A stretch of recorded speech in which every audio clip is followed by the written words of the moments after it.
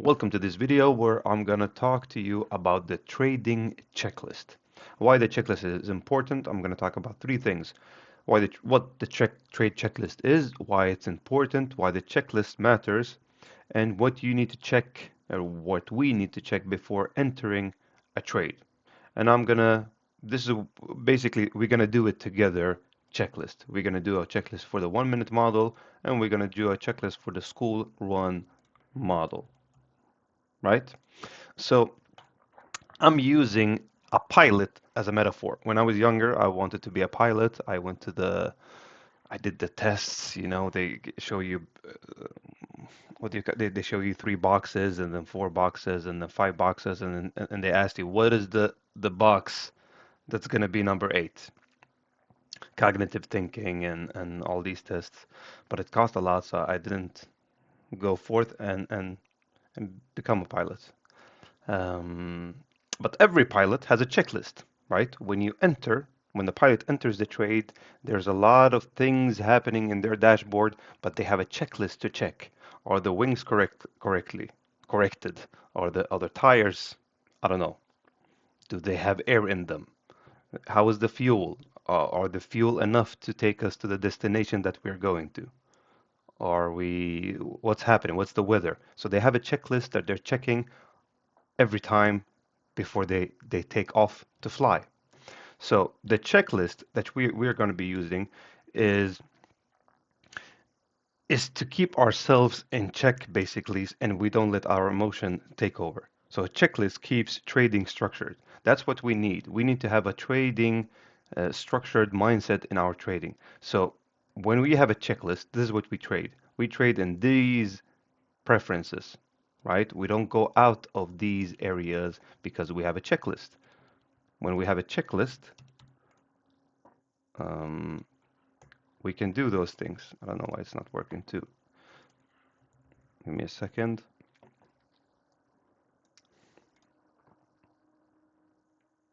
So we have a checklist. So every condition must be there before entering.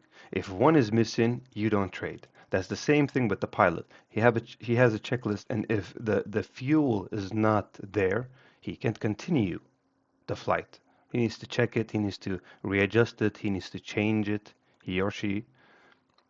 Every condition must be there before entering. That's the same thing we do when we check the models we are using. If we trade the 1 minute model or the school run model, if one of the things are missing in the model, we don't take it. Or if it's a low probability thing like equilibrium. Equilibrium is a good way to define where the market is in premium or in discount.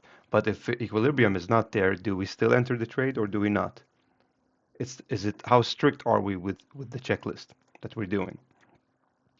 So um, that's my mindset behind the trading checklist.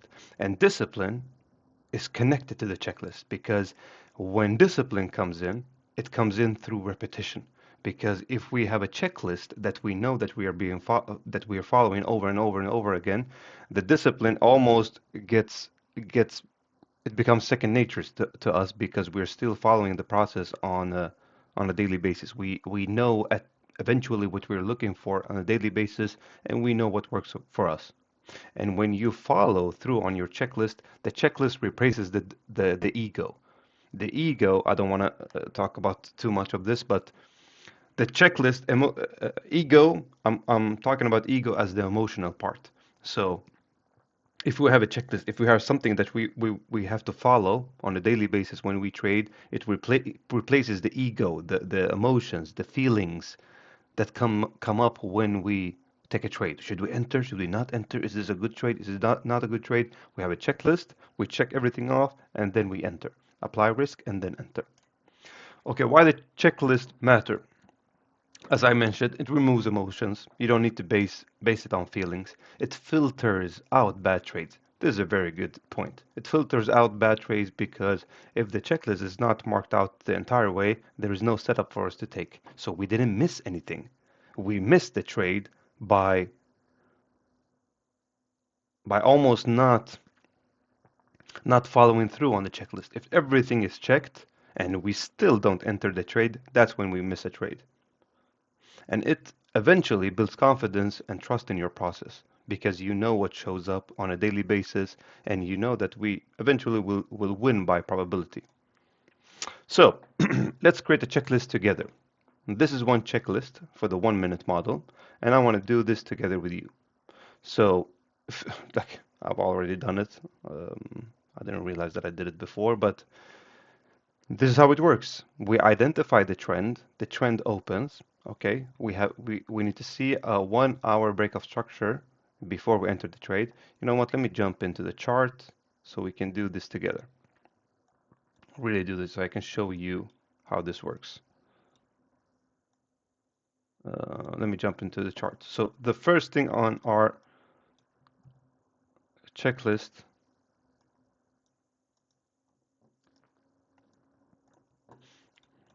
let me add them here.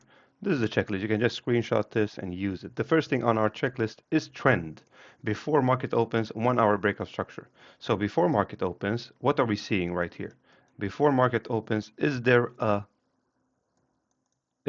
1 hour break of structure before market opens? So the London session opens up right here, and this is the 1 hour candle. We are on the 1 hour time frame. We're looking at the break of structure. We're looking at the low right here. The candle of the low is closed over the body of this candle. We're seeing that this is a break of structure, which indicates where the trend is going. So the trend is right now indicating that we are bearish. So the first thing of the checklist is checked like the pilot. I'm checking this off. The first thing, liquidity sweep 1 hour, 15 minute. Where is the 1 hour and 15 minute liquidity sweep that's being done? As I mentioned before, if the market is going bearish, the market usually goes up, takes out these liquidities right here, and then continues down. Let me explain it here. So the market, if the market is bearish, the market usually goes up, takes out these liquidities that are on these areas right here, and then continues down. So we're looking for the liquidities that's happening on these areas. So we are on a 1 hour. There's a 1 hour liquidity that's been swept before. There's a 1 hour liquidity right here. We've taken that. That's what we mark as a 1 hour liquidity. And then we jump to the 15 minute, and that's what we mark out as a 15 minute liquidity, which is right here at this area, right? This area and probably this area right here. I wouldn't put this right here because this is it's way too close to the 1 hour liquidity. So I'm waiting for these two to happen. Now, did we? That's how it works. Did we find? We found the trend. That's one. We found a liquidity sweep, a liquidity, not sweep. We found a liquidity on a 1 hour and 15 minute. There's a liquidity right here resting. There's liquidity right here resting, and we're waiting for them to basically be swept. If they don't get swept, we don't take the trade because it's not we didn't check it off. It didn't enter these areas. And then we go to the you know what? Let's do that. Let's do that so I show you the example. Let's say this candle right here swept this liquidity. Let me change the color for it just to make it seem like it's the same candle, right? All right, let's say this candle went up and swept liquidity on this area, right? So I'm using this as a checklist. So then I drop down after it swept liquidity, I drop down to the 1 minute. Why? Because I'm following the checklist. What does the checklist say? Does did the market do a 1 minute break of structure? Let's see. So I'm defining the trend, that's one. Liquidity swept on the 15 minute, that's two. Is there a 1 minute break of structure? That's three.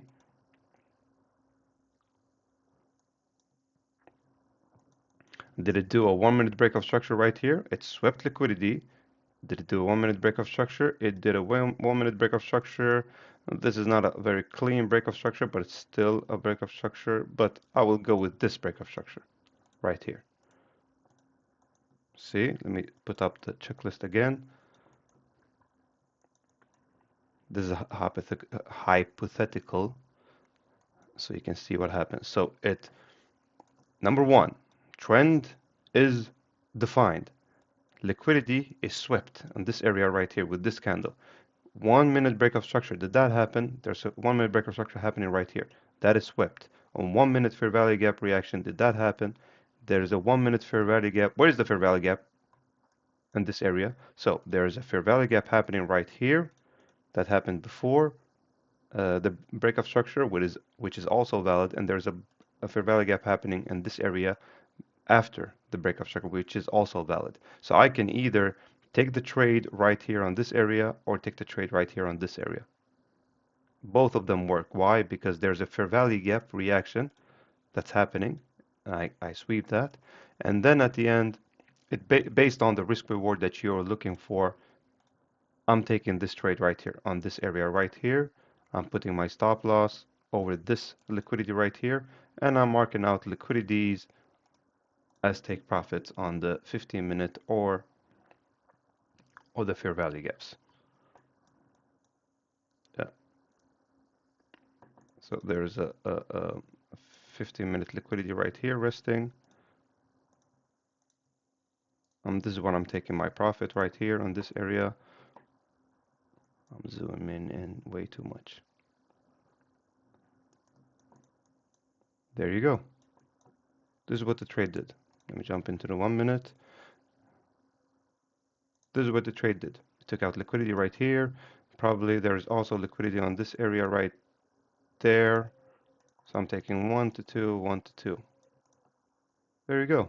This is how we do it because we follow the checklist.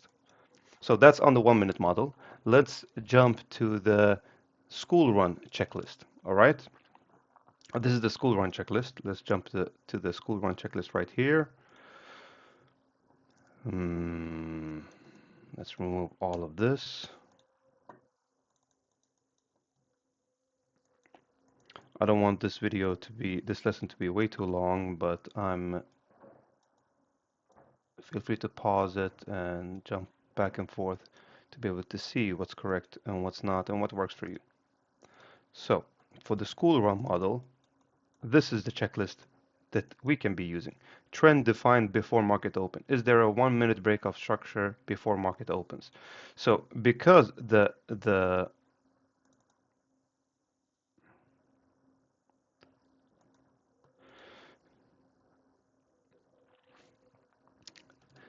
because the school run, I don't want to make this way too confusing, because the school run is happening on the 15-minute, the higher time frames as the 4 hour are important. Why is it important? Because we are on the 15-minute. 1 hour has 4 50-minute candles in them. So before we can define the trend where it's going on the 1 minute break of structure that's happening before market open, but we can also define it through the 4 hour break of structure that's happening before market opens on the overall trend that's happening. So if we jump to the 1 hour right here, we can see, or we cannot see basically where the trend is going, but we can see where the overnight range is. So on, what is it? Where did I take this?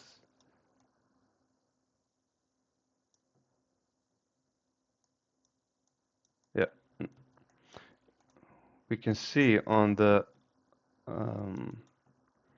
higher time frame, on the 4 hour, we have a break of structure right here going down, right? We have a break of structure right here created after that. We have a break of structure right here on this low. If it's created or not, no, this doesn't count as a break of structure. But mainly, we have a break of structure happening to the downside, right? So if we jump to the 1 hour, we see that this is defined by the checklist. So we have market open right here. We define the low and the high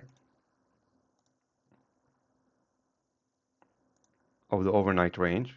That's number one, because we have defined the trend. Okay, and then when we jump to the 50-minute candle, we wait for the first 50-minute candle to close either above or below the overnight range. That's number one. We have defined the trend,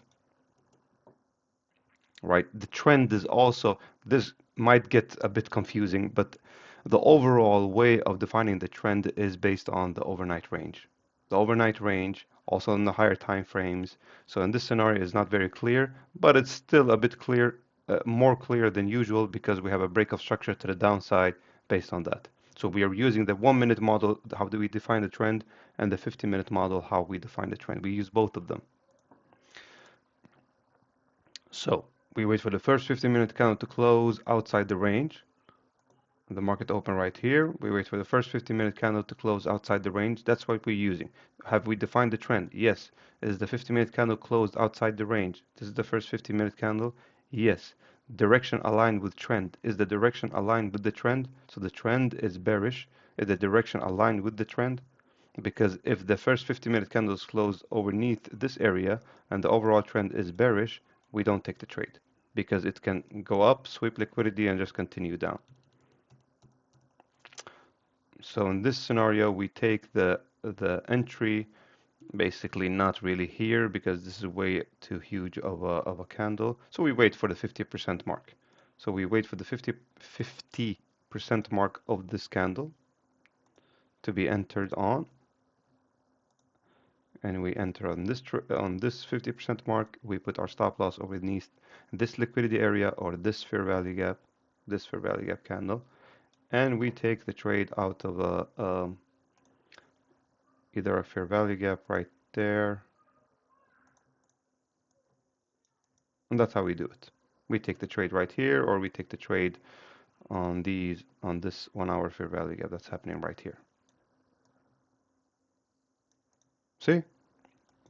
We checked out everything on the checklist. So that's how you can use a checklist to your benefit. I hope this video was not way too long.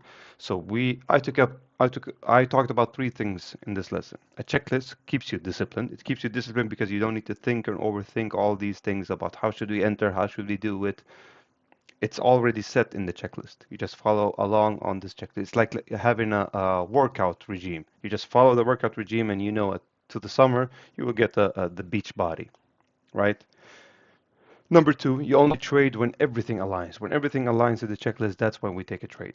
Consistency comes from following your process. That's what builds consistency, basically. You have a checklist, you're doing it over and over and over again. That's what's been focused on, how to build consistency. That builds the strength of consistency. And in the beginning, we all need discipline until it becomes second nature to us. Now, I've been doing this for so long, and I'm still using the checklist. Why? Because sometimes, we get a bit complacent and we get a bit, we need to have that reminder of, what am I following really? Because just to have, to wake ourselves up into the strategy that we're using. All right, lesson check-in. Take a moment. Take a moment to think about your biggest takeaway from this lesson. 1 sentence is enough. Share it below. Share it below in the comment section below so you will start actively thinking about what you learned in this lesson. As always, if you like this video, follow me on YouTube, follow me on Instagram, and if you haven't done it already, join the Skool community. Take care. See you on the next lesson. Bye.